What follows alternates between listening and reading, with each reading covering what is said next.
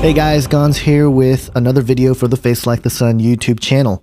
I am recording this literally minutes after Prime Minister Netanyahu made his speech in front of the US Congress and the House, and I get a really uneasy feeling about it, despite the fact that everything he said was pretty straightforward and agreeable in terms of a geopolitical front. And just as a starter for this video, and it sort of ties into everything that I'm going to talk about here, there are lots of internet sites that report Netanyahu to be a self-admitted Freemason through a 1994 Israeli publication called Shishi. If anyone can vet that, let me know, because that would really explain a lot. But for this video, I want to talk about the late Leonard Nimoy, or a Mr. Spock. And I'm sure you've heard that Leonard Nimoy just passed away. He was the star on the hit 60s TV show Star Trek. He passed away at the age of 83 due to chronic obstructive pulmonary disease. And a lot of folks are bringing up the VULCAN symbol that the character Spock made so famous. But what does this symbol actually represent?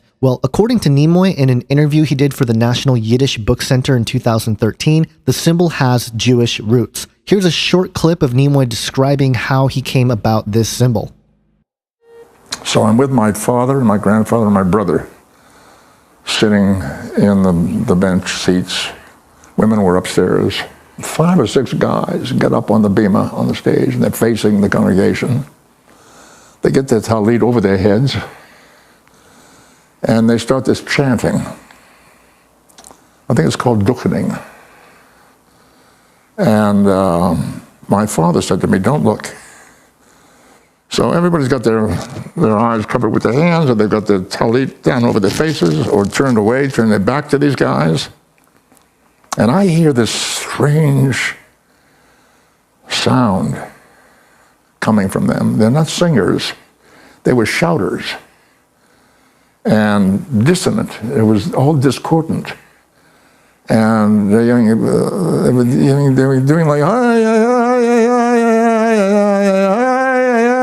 that kind of wailing, and all discordant, not together, not in unison. And then the leader would shout out, "Yevorechecho!"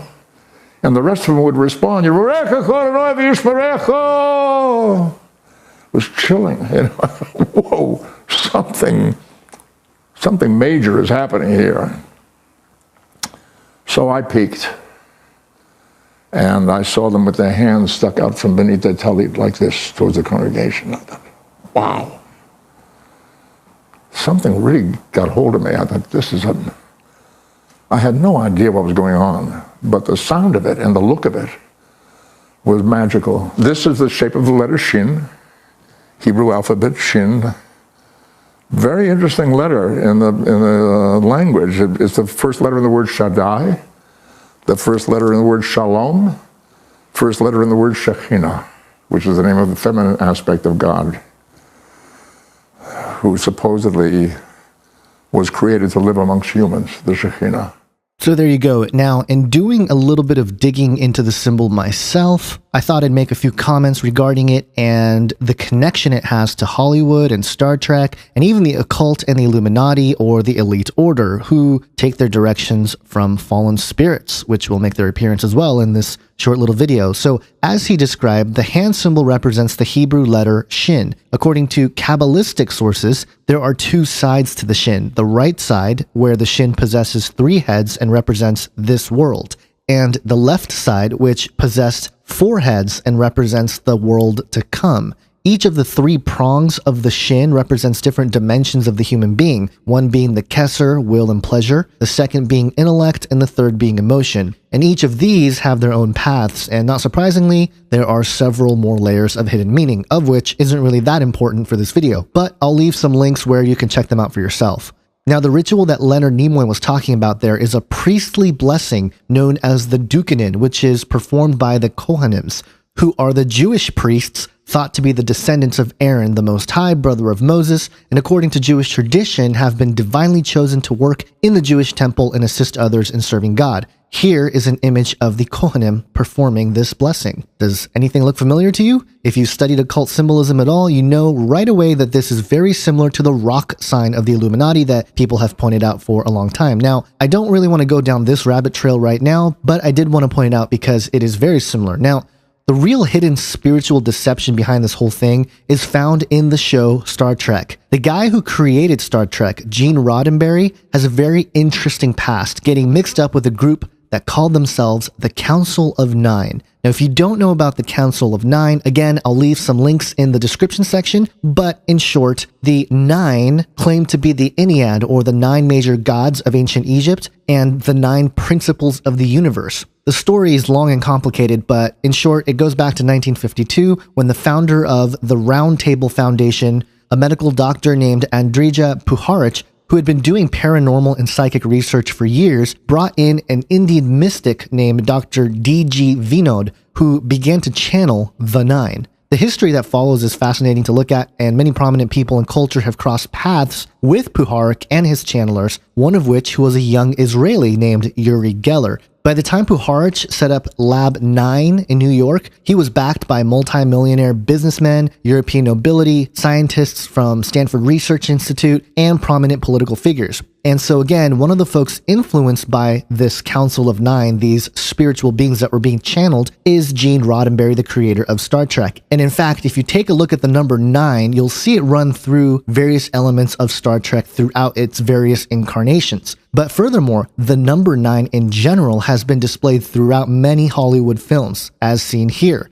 But let's get down to the Vulcan himself. Spock was a hybrid, half human, half alien. But if we reach further back into history, we find that the Vulcan was the god of fire, where we get the word volcano. Of course, we should immediately notice the connection with Lucifer, the morning star, or Prometheus, the light bearer. He was also the god of metalworking and the forge, with the medieval alchemist Paracelsus declaring Vulcan as the god of alchemy, which might have something to do with Azazel, the Watcher, in the Book of Enoch, who taught mankind to make weapons. Now, this is interesting to consider because another name for Vulcan is Tubal-Cain. In Genesis 4:22, we read, "And Zillah, she also bare Tubal-Cain, an instructor of every art here in brass and iron." And so how did Tubal-Cain learn that stuff? Perhaps he was taught this by Azazel the Watcher, who taught mankind all the things of making weapons and of warfare. So if you look at the Gill's exposition of the entire Bible, here's what it states on a commentary for Genesis 4:22, quote, "And Zillah, she also bare Tubal-Cain, thought by many to be the same with Vulcan, his name and business agreeing, for the names are near in sound. Tubal-Cain may easily pass into Vulcan, and who with the heathens was the god of the smiths, and the maker of Jupiter's thunderbolts, as this was an artificer of iron and brass. As follows, his name is compounded of 2 words, the latter of which was no doubt put into the name in memory of Cain, his great ancestor, and former Josephus reads Theobald, and says of him that he exceeded all in strength, and had great skill in military affairs." Now, all this comes full circle when we read Manly P. Hall in his book The Lost Keys of Freemasonry, or The Secrets of Hiram Abiff, this quote, "When the Mason learns that the key to the warrior on the block is the proper application of the dynamo of living power, he has learned the mastery of his craft. The seething energies of Lucifer are in his hands, and before he may step onward and upward, he must prove his ability to properly apply energy. He must follow in the footsteps of his forefather Tubal-Cain, who with the mighty strength of the war god hammered his sword into a plowshare." So, in conclusion, the bottom line is that the Vulcan symbol that everyone loves and enjoys has deep occult roots in not just mystical Hebraic tradition, but also the Illuminati in the occult and the Masons. And so the show Star Trek itself was wrought with channeled influences from the so-called Council of Nine, which I forgot to mention earlier that some folks have suggested that this whole thing with the Council of Nine was a CIA mind control operation, which it very well could have been. And so the mixture of aliens, pagan gods, channeled spirits, and the occult all come together in this one character of Spock, the hybrid Vulcan human, who was played by the late Leonard Nimoy. And while I don't know where Leonard Nimoy is now, even though I have an opinion of where he might be, let's pray that people don't fall for these satanic traditions that have been so deeply embedded into our culture. Hope you guys have an awesome day. Please subscribe, comment, and share this video and others on the Face Like the Sun YouTube channel. God bless, guys.